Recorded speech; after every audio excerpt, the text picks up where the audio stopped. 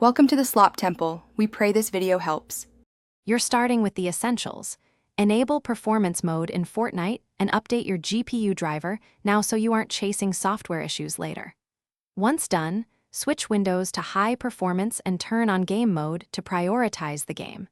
Make sure overlays and unnecessary apps are closed. These steal CPU cycles. You'll also want to disable recording features and background sync. This first pass removes common software bottlenecks and prepares your system for the deeper optimizations coming next. You'll now change Fortnite graphics for consistent frames.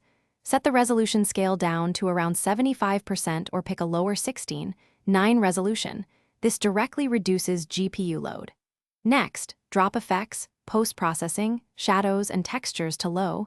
These are big FPS sinks. Limit frame rate to a stable number slightly above your monitor refresh or test uncapped to see stutters. Once you apply these settings, use the built-in FPS counter and play short rounds to verify smoother performance before moving to hardware tweaks. Finish by tuning hardware. Enable max performance in your GPU control panel and adjust shader caching to reduce stutter during maps. If you're comfortable, apply a mild undervolt to CPU or GPU to keep temps and throttling down. Make sure you test stability. Monitor temperatures and ensure fans are clean.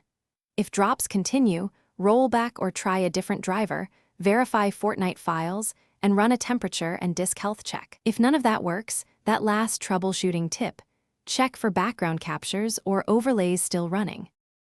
Thanks for watching. Consider subscribing if we helped you.